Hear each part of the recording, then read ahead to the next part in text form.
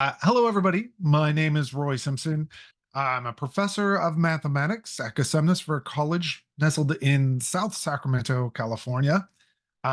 It's my pleasure to be here today to give a little talk about converting math classes to OER using LibreTexts. This is for the Open Ed Week 2024. Before I begin, I do want to just make mention that you guys are welcome to ask questions as I go through. This could be a back and forth, and we can kind of get as much information out there as possible for people who are going to be watching later on the recorded videos. That would be great. I'm sure you asking questions will help other people as well. Yeah. So do I have to open the account for the using the LibreTexts the textbook? Wait, I'm sorry, one more time. How can I open the account? How can you open Do I an have to account? create the Oh, account to using your yeah, that free would be resource? a Del Mar question. Yeah, you can get an account freely. I'm going to paste the link right here at one.libretext.org. You can register and we verify there, and that gives you access to the textbook and such. If you want access to the Adapt homework system, you just request it right there. We have to give you a secondary account for it. Okay, thank you. Yeah, it's a perfect question because that is probably where I think a lot of people are going to come into this conversation not even having touched LibreText yet and wondering how can they start working on maybe creating text or duplicating OER texts within LibreText and working on manipulating those and maybe framing them in a light that works for your curriculum. So that's what we're going to talk about today, is a little bit about how we did it at Cosumnes River College and some advice that I would give, having done a few textbooks here and there within LibreText as far as conversions. So very good. Thank you very much for asking that, because I am certain that that would be a question other people would have. A little bit about me. I already mentioned it, but and can you see my slides there? Sorry, does it say about me on there? Great, perfect. My name's Roy Simpson. Like I said, professor of mathematics at CRC, which is Cosumnes River College in South Sacramento. I have a YouTube channel, Mathematics. More than welcome to watch it. I have videos all the way from lower algebra all the way through differential equations. Anyhow, but that's not the purpose today. Purpose today is to discuss what we at CRC, both as a math department and as a college, did to kind of enter into the realm of OER textbooks in the ZTC, which is Zero Textbook Cost Program. I'm going to kind of align the talk a little bit around these what, why, when, how, who type of questions. So we're going to discuss what was done, why we did it, which is kind of an important question because some people, when they approach this style of project, they're usually alone. Especially if you rewind the tape 5 years, you might be the only person in your department that wants to do this. In our case, we had a really good incentive. So I'll talk about that, when it was done, how long it took us, and how it was done, more specifically, how it's continually being done. And in that same conversation, talking about who was involved in that process and what were their roles. And then, like I said, at the end, I just want to give a little bit of advice from experience working with LibreText. Del Mar would have a ton of advice, but I'm going to come from kind of the novice end of it. Somebody who is not project-based, but instead I just kind of tackle something, get my hands dirty and do it possibly incorrectly. So, all right. So let's talk about what was done. So we converted, edited, and or created a bunch of OER texts. And when I say converted, this goes along with what was originally asked, like how do I even get an account? So from there, that means you likely haven't even touched the LibreText universe, the LibreVerse, which is fine. That's great, because this is a pretty 30,000 foot view of it. So what happens in LibreText is that there are a lot of OER texts in there.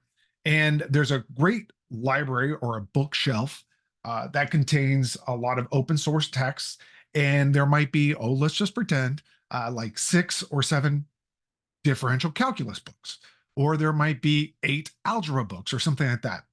And so if you look through those, and let's say that you want to present to your department the opportunity to adopt an OER text for your algebra or your pre-calculus or your calculus or your proofs course, whatever it may be, you can look through these texts, find the one that best fits your ideas, and then you can grab it. I'll just give a physical representation that you grab it and pull it into your I forget what we call it, but basically your bookshelf, and then you can actually at that point edit the order. It doesn't affect the original text, so you don't have to worry about that. And you can edit the text itself. It's not too terrible. It's actually a fairly easy process. So that's what I mean by converted and edited. And then there are massive parts of the text that I've worked with that I just have to create sections because they were missing completely. Not that there weren't sections in other textbooks that would have helped, but I just like to keep a continuous good voice in a text. However, if you're going to try to do what we did, which I'll just let you know, we converted our entire math pathway to OER. That is, a student can get an associate's degree in mathematics at Cosumnes River College without paying a penny for a textbook. They can go in traditional days before laws, they were able to go through, they would be able to have been go through Algebra 1 to Trig, pre-calculus, Calc 1, Calc 2, Calc 3, linear, differentials, all without paying a penny. Now, in that stack of texts, there's obviously going to be a little push and pull between rigor and quality and levels and all that fun stuff. So we did have a hard time finding a good linear algebra text. And we did have a hard time, well, actually, we had a hard time finding a good linear algebra text.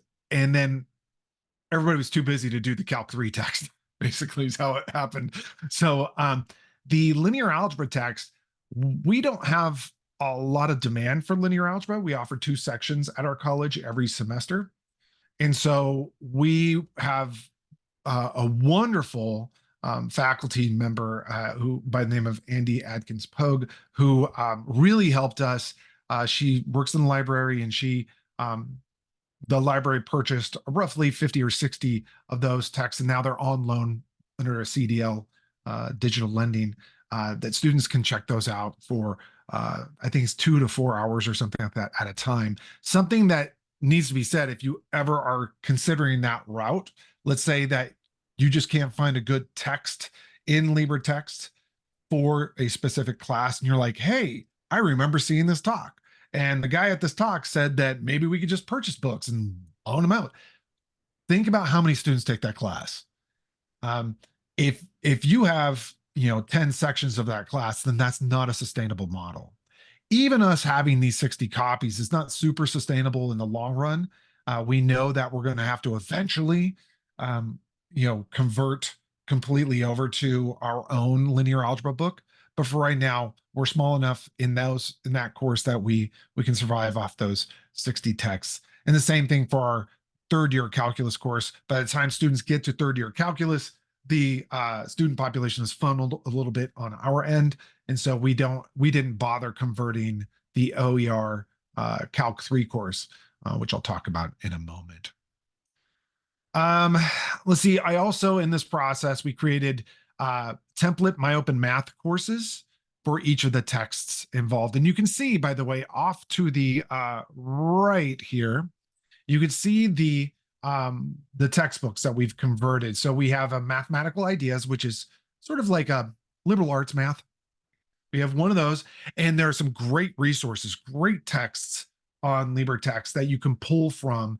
And you can actually, for that class specifically, pull from several different texts. You don't have to stick with a mathematical ideas text written by one author. You can actually pull chapters from different texts and pull them together. As long as they're obviously in the LibreText or in the LibreVerse, you can do that. You could also see that we have a college algebra or an intro to college algebra, which is basically a glorified intermediate algebra. We also have pre-calculus, and then we have Calc 1 and Calc 2, differential equations you can see on there, and statistics. And then in the background, what you can't see are two textbooks that I'm working on right now, one which is a pure college algebra and one that's a pure trigonometry. I'll talk about those as we move forward. In the future, we're planning on having an OER via LibreTexts, an OER text for proofs, our proofs course, and an OER text for our number theory course in the long run. That is long range hopes, because those would likely require you to, or I say you, proverbial you, probably me or one of my colleagues to actually write out quite a bit of the text. So we'll talk about that process as well. Let's see. Again, kind of diving a little bit deeper into the pre-calculus courses here. That mathematical ideas text that I mentioned earlier was pulled from multiple sources and also from instructors' notes. So you can do that. It doesn't make a great text if you do that, but you can do that. You can type them up. It's very easy. The editor within LibreTexts is somewhat easy to work with, and I can show you that at the end if you want to see that. I just list out the team on that because you'll note that the rest of the text, I don't say team. This is part of my advice actually when building a text for a course. It's just my advice that you should just have one person as the lead working on text. Too many hands in that it can change the voice quite a bit, I personally feel. And it's better to have one lead who's doing that work and then reviewers to give comments. Again, my personal opinion, because you just don't know if you have a group of people working on things, what notation people are using, if they are referencing previous topics that you haven't included and they're thinking you have, that type of thing. You having that level of control is a bit better. Our pure trig course, to give you an idea of what you can pull from, I pulled from again, all these are on, or most of these, I should say, are on LibreTexts. I pulled from the trigonometry text done by Kathy Yoshiwara. I really like the Yoshiwara style, so I pulled her text as the base text, and then I pulled from Stitz and Ziegler's text, their pre-calculus text, to add in some level and also to add in some missing content. And then just as a side note, there's no harm in being influenced by your favorite text. When I say being influenced, you might have a publisher text that you're like, man, I can't let go of this text because the way it's ordered. Well, then go to LibreTexts, put together a text that's ordered in that way. You can do it. There are some hurdles, but you can totally do it. And so that's what I'm doing with the Pure Trig project, is I'm pulling from multiple OER sources, but I'm mimicking a style that I really like. When you do that, be very careful. You do not want to take any content from a publisher's text at all, so don't. But keep all the content from the OER stuff. You can just order it the way you want. In that project, the chair of my department is saying Sertich, and she's a reviewer on that. And we call that a textbook map. Oh, thank you. Thank you. That textbook map is what that was that we were talking about. I said that was referring to when I said bookshelf. The college algebra text that I'm building is built almost solely from the Stitz Ziegler open source or OER text. And then the pre-calculus is also from the Stitz Ziegler. And then we get to the calc level, right? Calc 1 and Calc 2, I pulled those from, again, LibreTexts has it already pulled into their bookshelf. I pulled that from Strang's OpenStax Calc 1 and Calc 2 text. If you're interested, actually, maybe I can. Let me see if I can do this. My foo on this is maybe not the best. I think that you can see my screen here. And you see good. I saw so many nods, so that's good. So if you're interested in checking out what LibreText has to offer, you would go to, I guess, go to math.libretext.org. That's just, I'm old school because they have a kind of an updated system, I think. But if you go there, you'll end up, click on a button, wait for it. You'll end up here. And you'll see that there are 3 big areas. I don't really go to learning objectives area, but you could play there if you want. The campus bookshelves is just that. They're bookshelves for each campus. So you'll see, if I click on here, you'll see bookshelves for Arizona State University and for American River College. It's not up yet, but you'll see it. So you see all these bookshelves here. And if I click into, for example, College of the Canyons, kind of a gamble when you click on somebody's stuff without having done it before. You can see they have a liberal arts mathematics and math for elementary school teachers there. All that stuff, because it's on LibreText, you can actually borrow from that for your own text. So there is a little bit of footwork on your end when you want to build a text. So my advice here, going back to the homepage, my advice actually is to not go the campus bookshelf first, but instead, just go to the bookshelves. These are kind of the base textbooks that everybody works off of. So if I click on bookshelves here, you'll see that there are categories, right? Arithmetic and basic math, which if you're in California, you can't teach that anymore. Sorry. Pre-algebra, can't teach that in California anymore. Algebra, can't teach that in California anymore. Geometry, can't teach that in California anymore.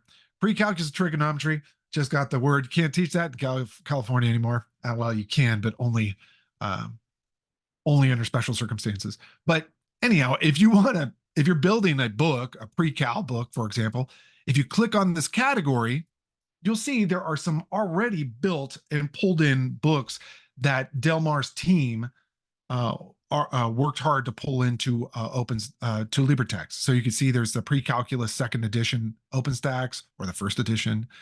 There's David Lippman's pre-calculus. David Lippman is the guy who runs Biopen Math. So you have a lot of options here, right? And I think I mentioned I used the trigonometry by Yoshiwara to start building the trig book we're going to use at our campus. And we'll talk about at the end how you do that, but I just want to showcase that this is kind of where you can preview and look at these books. You can click on any of these. If I click on the trig by Yoshiwara here, these are the chapters, and then you can go in and see the sections and whatnot. I highly recommend doing your due diligence and research through before just saying, yep, this one looks good enough, because there's probably something better. I'm not saying specifically about the Yoshiwara. I'm just saying in general. Don't just stop on your first view of something. Okay. All right. I have gone astray. Sorry about that. So a little bit of note about our Calc 1 and Calc 2 import. It was the OpenStax Calc 1 and Calc 2. But I personally just didn't like the ordering on it. And also it was missing some stuff. So I did a lot of editing on that. And we had a team of reviewers. And that team of reviewers is very important, because when your lead, so if you're the lead, if you're going to be working on this, if you pull that in and you find, yep, that section's perfect, I don't need to change anything, you send that out. I just send it as a PDF to my reviewers, and they take a look at it, and they might offer some things, some suggestions you didn't see. It's very important to have your colleagues in on this, to have that buy-in. If you don't have that buy-in, bad news. So you want that buy-in. As I mentioned, we also use the Stewart text for Calc 3, and that's just under CDL, which is, I think, Content Digital Lending, something like that. Andy's here, so she might correct me on that. And then our linear algebra is the lay text. Again, that is a publisher's text. We have it under CDL, Content Digital Lending.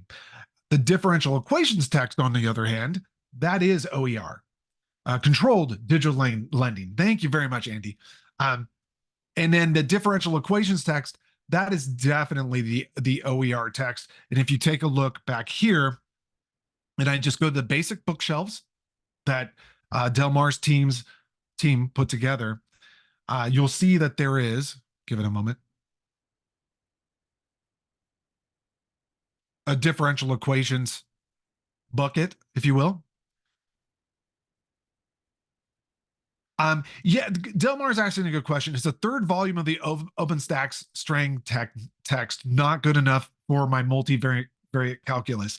To be very honest with you, by the time I got done converting the Calc 1 and Calc 2, I'd already converted a pre-cal at that point as well. I was just exhausted. I didn't want to do another one. So I didn't. And also, I don't normally teach Calc 3, so I didn't want to have my hands on that project. So I'm waiting for somebody in our department who teaches Calc 3 to finally commit to doing that. We'll see when that happens. I think from the word in the hallway, we call it at CRC's and within our math department, it does a good job, a decent job with Calc 3. I think it did better than Calc 1 and Calc 2 is what I've heard. So it's probably going to be good enough to be pulled in. Yeah. That's great. That's great. It's awesome. yeah. The multivariate images. Yeah. It's because it's 3-dimensional and all that fun stuff. And that is the secret why I don't teach that class, because I don't like to draw. So you can see, actually, here's the trench text right there. And that's the one we basically forked, technical term here, when you ingest a text into your bookshelf and then you start changing it. That's called forking the text.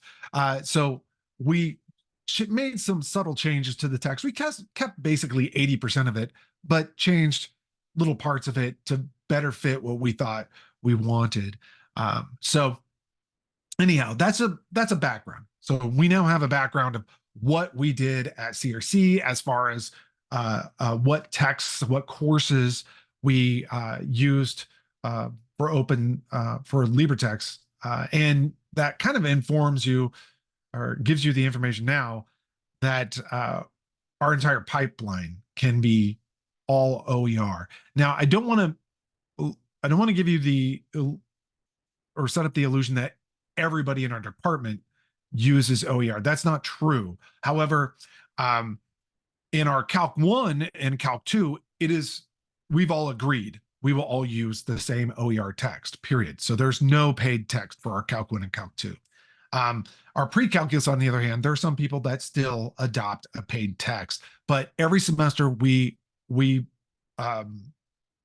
I don't want to say force, but we basically all agree every semester we have at least one, if not two sections of a course offered OER or ZTC, however you want to say that, so that our students have the choice.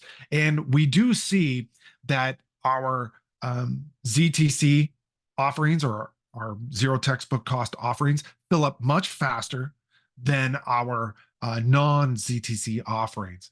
It does reduce any pains for access for students. I know my students respond very well. I always give little questionnaires about it, and they're very, very thankful for having not to have to pay hundreds of dollars for a textbook. Also, using a system like MyOpenMath, or if you want to, the ADAPT system, really helps out. So, because that's also $0 for them. So the entire time. The end result, nearly 72% of the sections, and when I say nearly 72% of our sections, I mean of all sections from all departments at CRC, are listed as zero textbook cost. That's phenomenal, considering that back in 2021, only 10%. Now, I have to give big props here, because this would not have been done if it weren't for two individuals. One, the president of our college, President Bush, created a really good incentive for everybody to move to OER, and then he did the wise move by making sure we had a faculty lead on this project, and so he put Andy Adkins Pogue on that, and she has been phenomenal organizing the whole project and really trying to be the cheerleader to get everybody to transition. So if you are going to go this route, if you really want your college to transition as much as possible, you do want to have that conversation with your administration to say this. Look at CRC's model. Look at Cosumnes River College. We're doing it because we've had great leadership and somebody at the helm, Andy, who's been able to kind of guide us through this process. And it is a continual amount of guidance. She is always kind of, okay, everybody, make sure you list your courses as ETC, otherwise students won't know, that type of thing. So, yeah, there you go. You can see it in the chat. The LibreTexts team loves Andy. Yeah, no, she's awesome. Yeah. 76%, this is as of last fall, 76% of faculty taught at least one ZTC section. Again, if you don't know what ZTC is, that's zero textbook cost. It basically means that they have OER materials in their classes. And like I mentioned earlier, a student can earn an AS in mathematics at CRC without spending a penny on anything, including digital homework. So this was a really phenomenal thing for not only our mathematics department, but also it uncorked the stoppage, I guess, in the pipeline for our other STEM majors. So our biology had to kind of wait for us to finish a text so that they can fully have a ZTC degree. Our chemistry department has a fully offered ZTC degree, and so does our physics department. Again, all of these are really dependent on who's teaching what in which semester. But again, at CRC, we're really trying to keep the cost down as much as possible. And you have to kind of rah this. You have to really talk to your administration and say, hey, this can be done. We can go this route and be leaders in the community college system and be heroes for our students in that way. Why was it done? Okay, so this is getting to our leader at our college, our president, President Bush. He spearheaded the initial part of the project by organizing an initiative at CRC, and he offered an incentive for faculty, a stipend, so that faculty convert to their courses to ZTC or OER. And it could be as little as, yes, I'll just adopt what Roy made last semester. I'll adopt that from this point forward. Or it could be what I did, which is I converted a ton of classes. It's just, it is what it is, but it was a super good incentive. And this is why so many people were on board. Money talks, right? And especially to teachers, because we often do things out of the kindness of our hearts and we don't get paid for it other than our base pay. And it's nice to have that extra incentive. He's definitely a teacher's leader. So that's very good. And you could do worse by then modeling from him. So I would use him as a model for that. And of course, as I mentioned, organized by Andy Adkins Pogue, who essentially converted, she was essentially converted to the ZTC project full-time during that entire conversion. And yeah, she is a superhero for everything she's done. How much funding did he contribute to the program so far? Man, that is a question, Andy. I'm putting you on the spot. What was it? Because you're the numbers person. What was actually poured into that? We have spent close to $2 million on this project. It's an expensive textbook. Yeah. Oh, and we, through the state chancellor's office, we have requested almost another 2 million. Supposedly we've gotten almost 800,000, but it hasn't come through yet. But there's a lot of money going towards this because we know it pays off in the end. Absolutely. And, I could just speak from boots on the ground and working with students that offering them a course or an option for a course where they don't have to spend any money on the text is really attractive. And it's attractive for them, but what you don't really what you might understand, but what I really want to drive home is that you have, and this is the last bullet point down there, you have the ability when you adopt an OER text through LibreTexts, you have the ability to modify that to your curriculum exactly. How many times have you, I have a wall of textbooks over here. How many times have you adopted in the past, grab one text here, adopted this is out of print, so I can just show this. This is a great text, by the way, the Root and Shell pre-calculus. Anyway, this pre-calculus text is like every pre-calculus text. It covers so much material, and about 30 to 40% of it is not what I would ever teach because it's either too low level or it's just not in our curriculum. You want that sweet spot. You can actually design a text for just that sweet spot. What's nice about that, when you design a text just for that sweet spot, is that you let faculty who are new, who are stepping into that class, know immediately just by opening up the textbook what's in the curriculum. Versus handing them in the past 10, 20, 30 years ago, we'd hand them a text and say, this is a textbook. And they think, oh, I have to teach you everything out of this. Well, now we can say, yes, yeah, because that text has only the stuff that's for this class, period. And you can modify the titles. If you want to, for example, in the Calc 1 textbook, I keep in that textbook Newton's method because I personally like Newton's method. I like teaching that method. It's not in the curriculum. So it's titled Newton's method optional. Just so that a new faculty who comes in who's teaching Calc 1 with us knows I don't actually have to cover that if I don't want to. It's really very nice. It's a great way to align your curriculum, which is going to be, it always has been a fight to keep our curriculum lined up so we're all the same level or near enough to it with some small delta. It's much easier to control that in this type of environment. Yeah, it's that 2 million is a crazy number. I was just reading. Wow. Yeah. When was it done? Since 2021, right? When only 10% of our sections were listed as ZTC. That's when we started this kind of huge push. Again, Andy was kind of the one who really championed this and pushed us. But from that point forward in the math department, we've, like I said, converted everything. I've done, I think, 6 texts myself. And some of them have been very easy. Most texts, I think, if people aren't me, I'm kind of a control freak. Most people probably say, oh, I'll just pull that text over and I don't need to touch it. And that's fine. There's no judgment there. You can totally do that. But I really wanted to strap things down to our curriculum. A realistic timeline for a text in mathematics, in my opinion, between 1 and 6 months to get it to be usable for your curriculum. If you don't want it, like if you don't care to edit it, you don't have to. Then I should have said between 0 and 6 months, right? But if you do want to edit it to align to your curriculum, I'd say to your administration, give me a semester.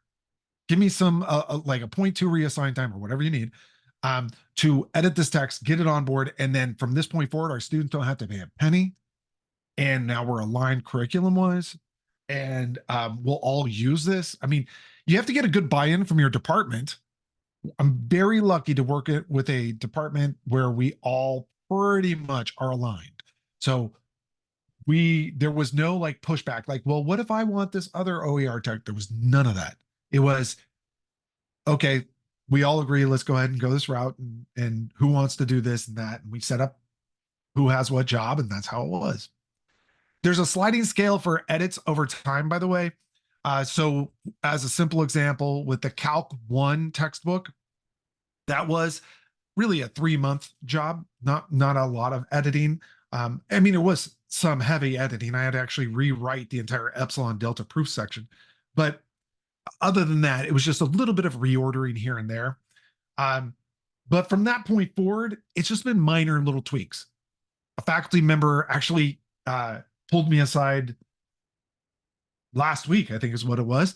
A faculty member pulled me aside last week and said, hey, what do you think about switching these 2 sections and combining these other 2 sections? And my response was, let's talk to the department.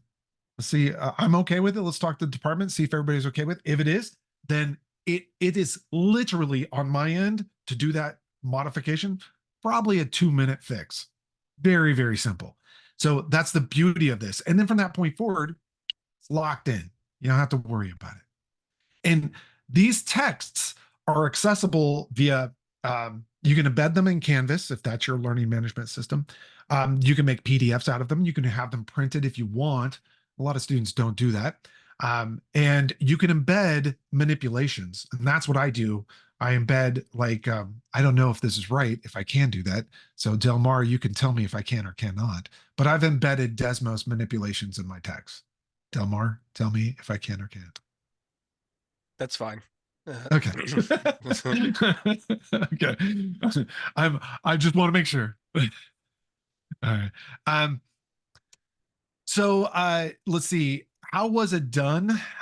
So this is the advice, and by whom, by the way? This is advice that worked for us. Your mileage may vary.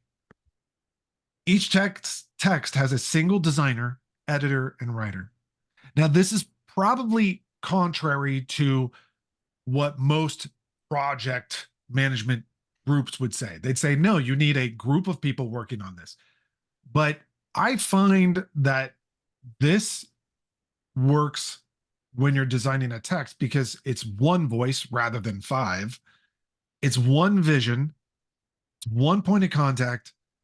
And in the end, there's just one expert at the table that you could say, okay, can you change this? You just have to make sure whoever the lead is willing to re-edit if they need to. And that's the selling point. We tell somebody, hey, you want to do this text? Great. Just know that you're now on the hook for at least a year or two when we want you to edit things. And we haven't had any issues with that at all. I think that's a very, very good way to go about it, but that's the way we do it. If you think it's better to have 2 or 3 people managing that project, what's beautiful about LibreTexts, and Del Mar can speak about this if he wants to, is that they have a project management tool. The conductor tool is really built for that, where you have you can have a team that are all leads on the project, and you can have a team of reviewers on the project, and you can keep all your communication and timelines within that conductor project. I'm just a little more off the hip when I do things, and so I don't do that. Yeah, there we go. Del Mar pasted in chat. It's commons.libretexts.org. I say I shoot from the hip, and I kind of just go as I go, and I don't really use that. However, I did play around with it. I thought it was very, very interesting. It could be useful if you have more than one person working on the project. Even if you have one person working on the project and reviewers, it's probably a good thing to do, because then you can let the reviewers know, I'm done with section 1.2. Time to review it and leave comments, right?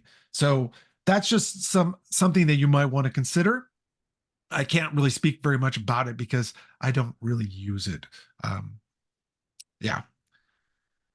Let's see. Another kind of piece of advice. Ideally, there'd be at least 2 other faculty reviewing and offering advice as the lead gets things done. So when I get a section done, I send that section out actually to probably 3 or 4 faculty members, because I know we're all inundated. So I assume 25 to 75% of them are not going to respond, but at least I'll have one person respond. So that's kind of how I do it. And it's worked very well that way. People pop back and let me know, hey, you haven't actually introduced this other language you're already using. So maybe you want to backfill this, or you're missing the style of example, or I don't like this notation. And the lead has to be really kind of like a senator in a way, that you're just there doing what the people tell you to do in a way. So you set the voice initially, and then they come back and tell you, no, that's not what we want. And then you fix that. I think that's a good way to do it. It's going to be a little bit different though. Advice on selecting a text. If you get anything from this, it's this right here. Okay. When you hunt for a text, as I mentioned earlier, browse as many textbooks as possible in LibreTexts to find the least squares fit for your math textbook. And there it is, math.libretext.org. I would go first to the bookshelves, not the campus bookshelves, but the bookshelves, because that's the official non-forked text. If you don't know what, again, I mentioned it earlier, but if you don't know what forked means, I'm just going to say it this way. Those are the original texts that were ingested into LibreText by Delmar's team. I might be misspeaking there, but we'll just say that's it. When you create a course, you pull a copy of that text, sort of, into your bookshelf. And let's see, I think he corrected me on that. Oh, you create a textbook map. Well, you pull it into your bookshelf, right? You can not fork any of that. And basically what happens if you don't fork any of your copy, then any change that's made to the bookshelf, maybe somebody reports to Delmar that there's misspellings or something, that'll be reflected in yours. That's beautiful. They get corrected over time. But if you're going to edit, you've got to fork things. So when you open up your text, you have the option on a per page basis to fork that page. I'll just show you really quickly, if you don't mind. I'm going to go to home here, and I'll go to the campus bookshelves for CRC.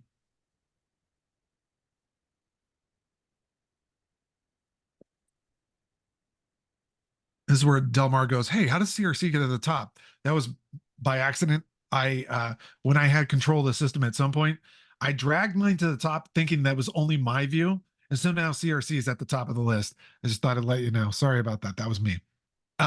So anyway, if I go into, let's say that I'm going to edit, let me just edit. Yeah, thank you. Thank you, Delmar. I meant to tell you that, but it kind of slipped my mind. Okay.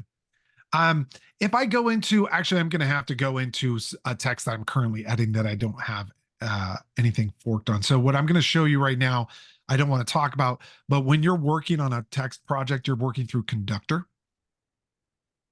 And you can see the projects I'm working on or have worked on recently. But the one I want to work on right now is the 373. You don't need to know any of this. Okay. Don't worry about this too much. But this is essentially the text I want to show you right now. I'm going to open a textbook link. It basically brings me back to what looks like what we just saw a moment ago.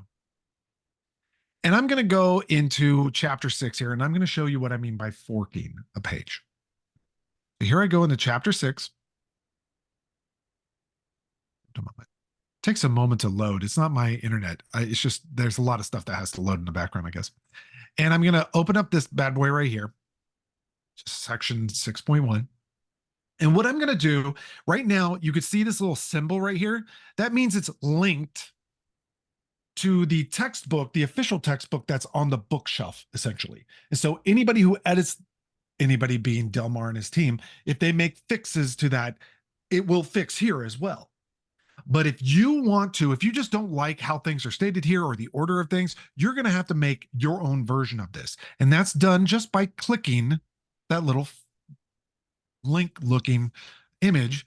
And then it pops up and says, do you want to fork this to make this your own? You say, yep. And there you go. It's going to start doing it in the background and giving me editing rights on this. And it won't affect the official one. This is now my version of this. It is forever just mine. Okay. And then from this point forward, you can edit this to your heart's content. I'm not going to get into the editing unless we have time at the end, which I kind of doubt, but there are little tricks to editing. Okay.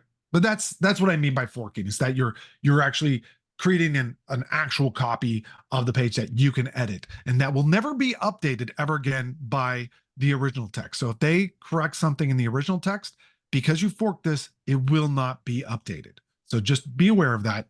If you're okay with that, it's transcluded. Thank you. I'm not into official words. The words do what I want them to do. Yeah. All right. So sorry about that. So anyhow, go to the bookshelves first. Look there. Look for books that might fit what your department wants for whatever course you're going to be making a text for. If you find an ideal text there, good, stop, you're good. Otherwise, if you don't find a great text there, you could hunt around in the campus bookshelves, because the campus bookshelves is where people like me and you have forked or pulled copies of the main text and then made them our own. And maybe you find something that just sings to your heart. Maybe you know that Lake Tahoe Community College happens to have a great differential equations text. And you go, I'm going to pull that one into my bookshelf. Okay, so that's just to let you know. I would start by looking at the main bookshelf for text. And then if you don't find anything that tickles your fancy there, go to the campus bookshelves. I do recommend doing both steps 1 and 2 and making a list of likes and dislikes. Did you write did I write in the about the book section front matter of the major edits, or did you customize? Oh, you mean in the right there. Do you mean in this one? Did I Delmar?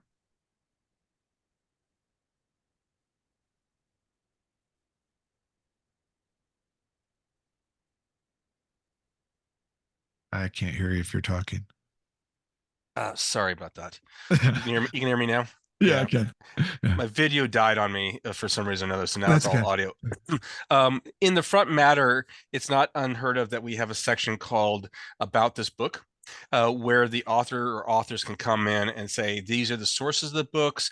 This is why we did this. We customized this. We did this thing, and this is unique. Just in order to give an idea to help people understand about what, if the book is just basically a flat out remix or actually has unique content that should be addressed off of that. We're going to do this in a more automated fashion, so it can tell you who's forked and what's forked on your book, but it's useful in order to have that information. That's what my question is about. Yeah. So I just hopped to, with this one, the Yoshiwara text that I'm working on. So I did edit the front matter. Sources for his text are Yoshiwara's trig, Ziegler's pre-calculus, and it is influenced by McKeegan Turner's trigonometry as far as order goes. So I did kind of mention that. This is beautiful. Yeah. I'll go back and kind of modify it as well to once I really have everything kind of really set. So I can say I kept these things, but I didn't keep those things. That way, when somebody's hunting around for a text that they want to, pull from ours, they'll know exactly what I pulled from and what sections and that type of thing. So yes. Yeah. Good question. So let's see. The other thing that I want to mention about advice on selecting a text. So this is what I just learned recently. And this, hands down, is the best advice I can give you on selecting a text. Once you've narrowed your search down, give yourself kind of 3 choices. Your top choice, this should be the text with the order of topics near to perfect. Pay attention to what I'm saying, because this is kind of important. Your top choice, I personally recommend it being the one where the order of the topics presented in the text matches what you and your department are good with. Do you feel as though, I can't even think of anything offhand. Okay. If you feel as though graphing trigonometric functions should happen after you've introduced radian measure, then please select a text that does that. The Mickey text, the Yoshiwara text does not. They actually graph in degrees and then eventually introduced radian measure. And that's caused a nightmare for me. So again, choose the book that has the best order for you first. Your second choice, this should be the text with the style that you think is the best. Like kind of the flow, the level, that type of thing. And strangely enough, the last choice, like if I had 3 books I'm looking at, my lowest priority is the one that is based on rigor level, basically. And normally I would just say, no, rigor's top thing, right? Here's the deal. If I select a text that has great rigor, but everything's in the wrong order, to reorder everything is a nightmare. But to add rigor, not that hard. It's easy for me to add in language and to beef up rigor, but it's terrible when I have to move things around, because then you have to move homework problems around too.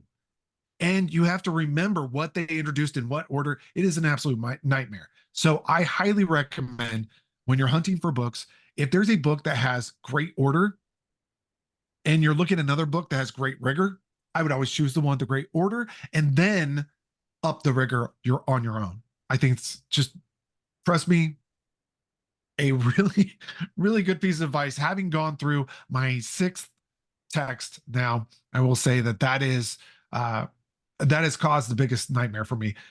In fact, case in point, the Calc 1 by Strang, OpenStax, I don't think it's rigorous enough, but I love the order.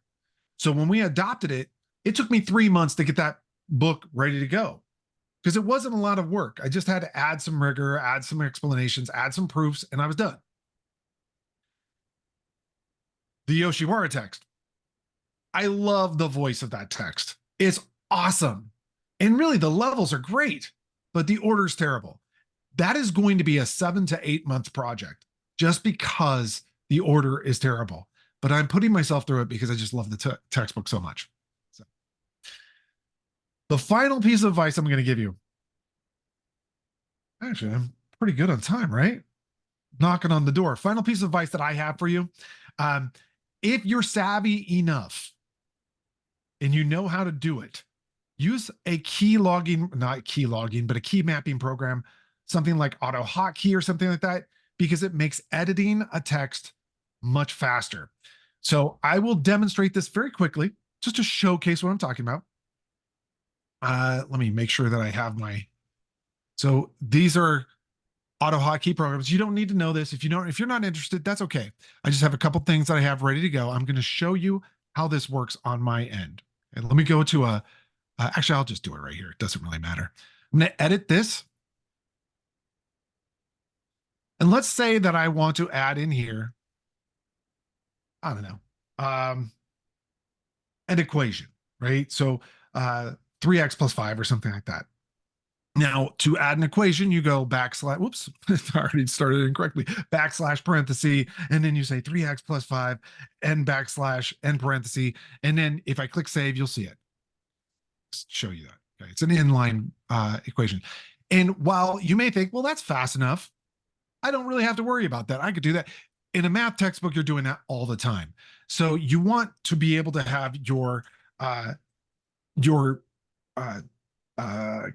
key mapping program to actually be able to type that out quickly so that you could do that. That's an inline. I could do equation center.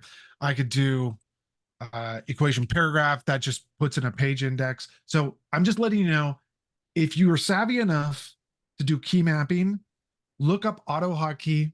If you have questions, you can always ask me. I'm available via email. Let me go ahead and save this so I don't keep those changes. So I'm always available via email. My email is simpsor, because we can't afford to have more than 8 letters in our usernames at CRC.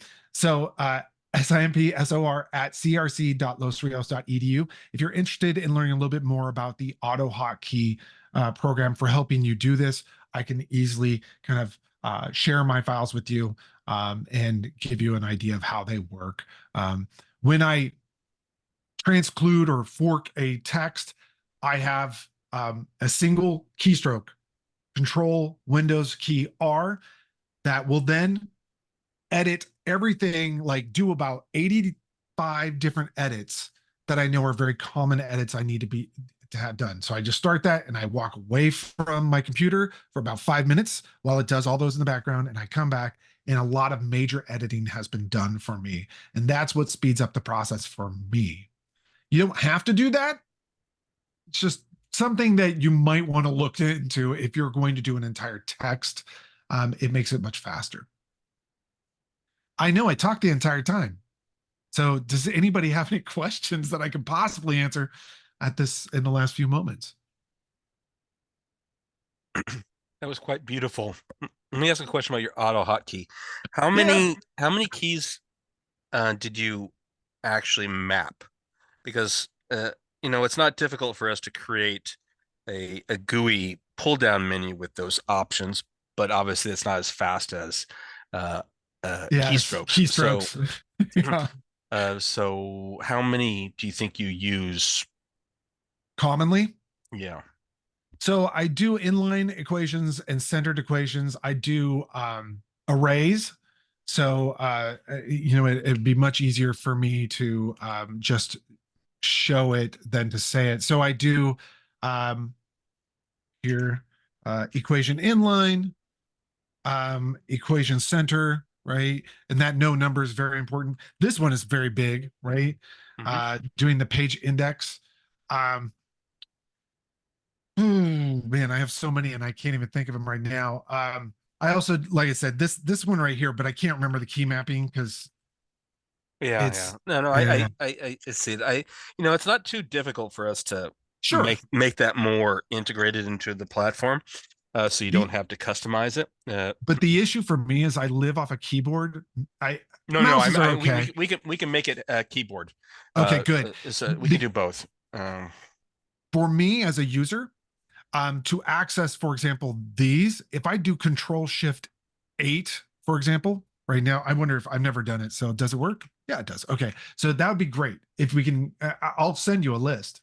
I'll send you a list and check it twice. The one that you won't be able to do is the one that does the 80 some odd edits at the beginning. Because what that's looking for are, what are those ASCII codes and stuff like that? When it's somebody, so we have the alternative. We use regex, regular expressions, right. and you have a script up that you can go through doing that.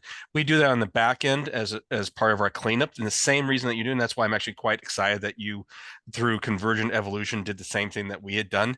Right. But we've been toying with the idea of providing that option to the front user. It's the thing is that it's exceedingly powerful and exceedingly easy to chew up your text. Yeah. So, I get it. yeah. I get it. I'm very careful on a page by page basis. The other thing that I use that 88 list thing for is I have an OCD thing where I need my certain theorems to be capitalized letters, not the full theorem, just sentence capitalization. And so it'll go through and change casings for me as well. And that's something you wouldn't do. That's so specific. Oh no, we do that. Oh, I have that with capitalization, misspelling of Le Chatelier's principle that people do, and it's just basically say this is how you're going to be writing it on the LibreText. Period. You don't have the ability to misspell it. Yeah. Well, then it may be. So let me just see. Let's see. I'm taking over other people's questions though. Oh yeah. Sorry. What was your statistics? Sorry. Let me come back here. I'm getting all excited about that. Right. What was your stats OER development process like? You know what? Honestly, Bill, I can't speak to that because I was not the stats guy. I didn't do the stats OER. That'd be Nam Lam at our college. And that is still in an evolution stage because he kind of did it behind the scenes. He was just like one of the first adopters for us. And so everybody's kind of like, oh, I like that. I'll use it too. But there's been a lot of conversation about, hey, let's actually codify that and make it less of a lecture notes and more of an actual textbook. Everything else we have is an actual textbook, but yeah. This is good question. See, next thing. Sorry, we started with liberal arts, now stats. Yeah, and unfortunately, I can't really speak to the stats intelligently at all, just because I wasn't involved in that. I'm sorry. And I'm being told next presentation is going to start actually a minute ago. So I'm going to step off the stage. But like I said, if you guys have any questions, you can email me, simpsor@crc.losrios.edu. Thank you very much for your time, everybody. You have a great day.